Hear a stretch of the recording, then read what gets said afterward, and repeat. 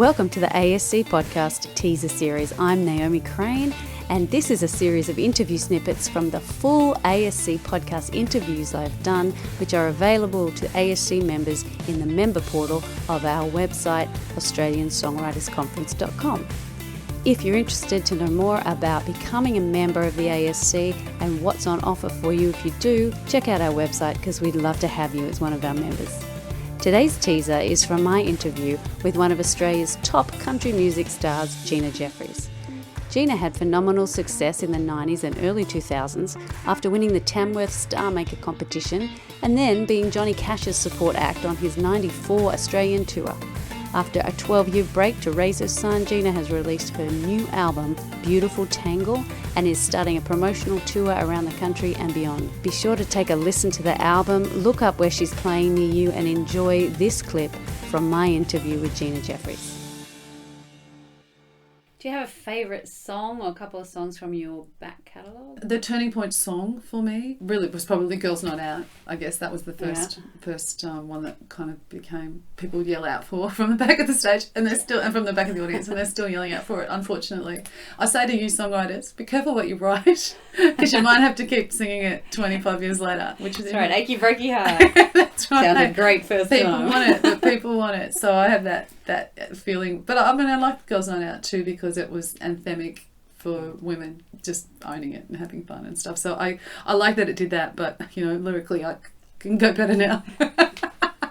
But so that was great. But really, That'll Be Me was the song for me that I wrote with Rod and a friend of ours, Jerry Sally, who's a beautiful bluegrass singer-songwriter in Nashville. I literally had a letter from Louisa, who was this little girl who told me that she had leukemia and that she wanted to meet me. And I read her letter to Rod and Jerry in that songwriting session. And of course, we're all crying. And because she'd said, Dear Gina, I'm writing you this letter to tell you goodbye because Mummy and the doctor said it's time for me to go. And don't worry, I'll be okay. And we have to write a song for her. And we did. And it ended up being probably my most requested song that I've written. It changed my journey in the most beautiful way. It made me aware that we're very blessed and I had to use my voice for other things other than just entertaining and making a living. Mm-hmm. I realised I could use my voice to speak for the Leukemia Foundation and to help fundraise. And I think that was a great lesson fairly young for me. When I had my own child, of course, I taught him since he was little that we're a family who help people and that we're really lucky. And, when he was little, we would go away to do charity events here and there, and he'd cry when I was leaving, and, because then he'd be fine, 30 seconds after we drove up the driveway. But, we'd say, we're going to help some people, we can use our music to help people. And I love that we've raised a child that saw us do that. And hopefully, he'll turn out realising that, you can use music for so much, you can for so many reasons, and I really love the power of that. A song like That'll Be Me, people come up to me and say it was their mum's favourite song and they played it at her funeral, or that your music can actually touch people in a way bigger than any of us realise as we're writing that song. And you can be the voice for people who can't write songs, and the words that we can say, I'll go, that's my song, that's my, when you really connect with a song, those are my words. Because we're all the same. We're all going through the same stuff. Yeah. That was a turning point as a human, for sure. Yeah.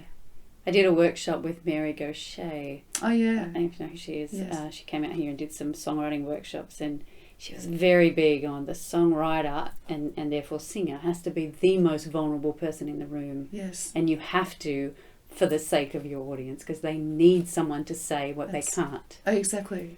So I love that, and I love to dig deep with people too when I'm co-writing. It's like we need stuff that moves you, and we had a monumental moment actually in this very room last night. We do songwriting workshops every Tuesday night in this studio, and we've got this girl who, honestly, she's probably the best singer I've ever heard in real life. She's just stunning, and she's been coming to me for songwriting and mentoring since she was 15, and she just recently turned 21. And last night, at last, that I wasn't in the room. Rod and part of her songwriting in the room right next to us that I'm looking at wrote a song that she couldn't get through without crying, and it's her song, and it's taken 5 years to find her song, because it's got to be from your heart. You know, she sounds great. She can sing anything. Her name is Lily Lewis. I say, Lily, you could sing a song about dog poo and people will love it because of your voice. So you have to be careful with singers that are that good too, because anything sounds great. We have to find something that moves you as the singer and the writer. Right. It moves other people. And I'm so happy to hear last night that she couldn't sing it without crying, because it's like, well, we've done it. We've got your heart in that song, and that's what you need. I mean, every song doesn't have to make you cry, but you just need to expose who you are, and that word vulnerable is so true. And we're vulnerable as writers, but we're speaking words for that people that can't. And dig deep. And Pat Patterson, the lyric writing lecturer at Berkeley, who we are interviewing next month, he always says, if someone comes up after you've sung a song and says you're a great singer, the song has failed. Oh, wow. They shouldn't really hear the voice. They should hear the song. Oh, I love that. That's the gold standard for songwriters. Yeah, that's fantastic. I love that. You mentioned that you have a new album. It's been some years since the last one. Well, it's been 12 years since an originals album. We actually wrote and recorded a new album and scrapped it 5 years ago. We finished it and it was full of beautiful songs and it was beautifully recorded. But we were just getting to the mix stage of the album and I said to Rod, I don't like it. He went, what? I said, I don't know, it just doesn't feel right. I don't like it. I don't love the songs. It doesn't feel right. He said, okay. So I wrote and wrote and wrote and wrote and wrote. And through a lot of it, teaching people to write is what really helped get me good at, because when you have to pull apart, how did you do that and why did you do that? It made me think for myself.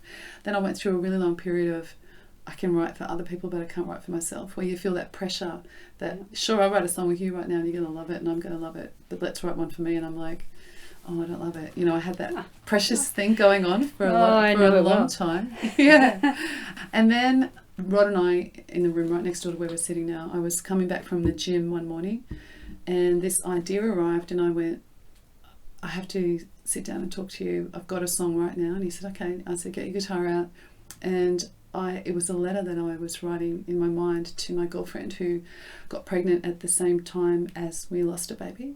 I just had this idea of, because I actually never sat down and said to her, you know, it really kind of hurt when you got pregnant and I didn't, and I was so happy for you, but it was really bittersweet for me and I couldn't help wishing that it was me. And we holiday with them and we see them every weekend, and I would always see her little boy. Every time he would reach a milestone, I'd go, oh wow, our baby would be crawling now, our baby would be talking now, and all those things. And I came up with this idea called Milestones, and I just sat down with Rod and I said to him, I don't think I've ever sat and told you I would never want to make you sad.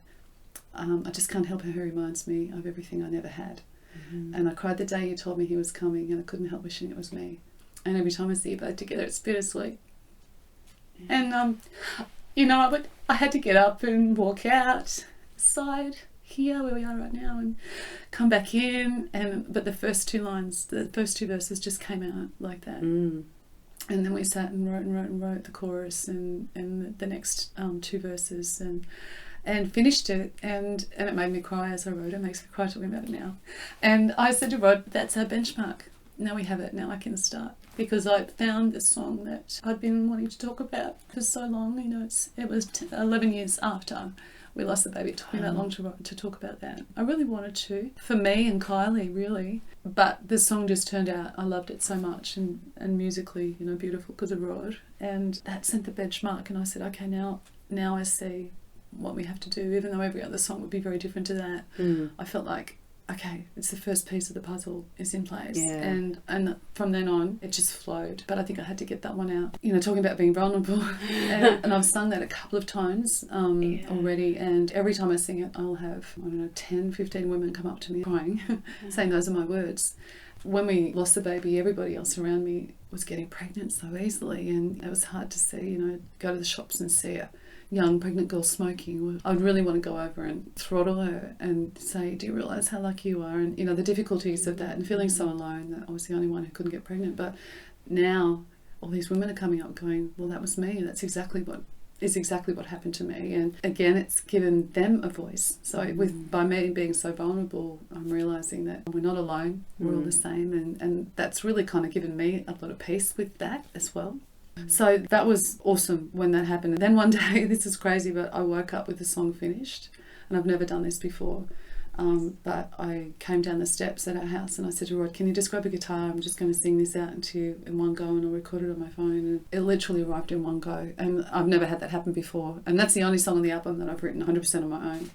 And it's called Unravel, the song. That's where the name of the new album, Beautiful Tangle, comes from. And it's about when we went through that losing the baby. It was really tough because men grieve so differently. Well, we grieved so differently. I cried for 6 months and rolled up in a ball, basically. And Rod just decided to work nearly 24 hours a day, and it was really tough. And I wrote this song about that. It's, I'm pulling away just a little. I was stuck in the middle, but I can't undo this. We've taken some wrong turns. Had a lot to learn, but we can't undo this. There's a tie between your heart and mine, and it's grown so strong over time. Bound together wherever we travel, our beautiful tangle we can't unravel.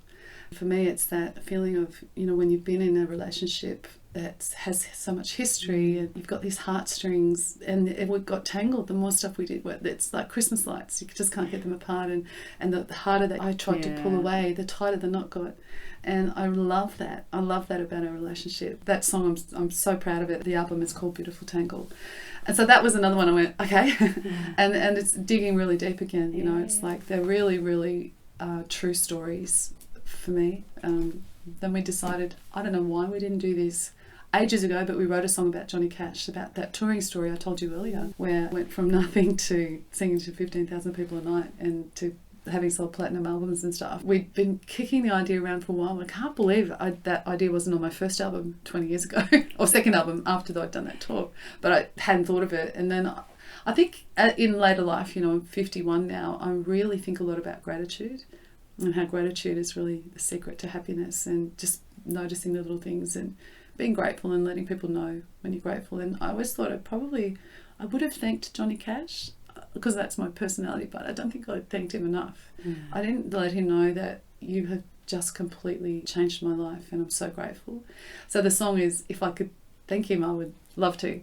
I mean, and it talks about everything I learnt from watching him on the side of the stage, that you can't learn without seeing somebody like that perform. How, you know, people remember, one of the lines in it is that the people will remember how you made them feel inside. You know, that feeling of long after you walk away from someone, you still have that beautiful feeling. And that was kind of monumental for me as a singer, standing on the stage, and with what stories I would want to tell, is that you really are touching people's hearts, and it's important to do it honestly and do it well. So yeah, all the little pieces were falling into place now with the songs, and those three songs were all written in Australia, and then we went over to Nashville, and we have a beautiful songwriting team over there, and a new team for me, people Rod's been writing with for years, because Rod's been going every year while I've been parenting. Still, you know, he would go 3-4 times a year, and I stayed home because Jackie was too little to come and he was in school. So he had made all these relationships with these beautiful people, so I got to write with a lot of them while I was in Nashville. It was a beautiful recording process as well, because we did it in this beautiful studio in Nashville that I recorded the album Angel in with Garth Funders in 1998, I think. And so it was familiar for us, and back with some old faces that we've known for years. And it's finished. The album is ready to go at last. Because I've been saying for ages, new album coming, but because it was. Then I changed my mind. People must be thinking, there is not a new album. yeah, she's making it up. There's no new album coming. I've heard this before, but there actually is. We mastered it last week in the room just over here. And yeah, it's coming out in about a month from now, while we're speaking. Looking forward to it. Yeah, I'm excited. Thanks for listening to today's ASC podcast teaser. We'd love to have you as a member of the ASC. To find out more about what we do and what we can do for you, check out AustralianSongwritersConference.com.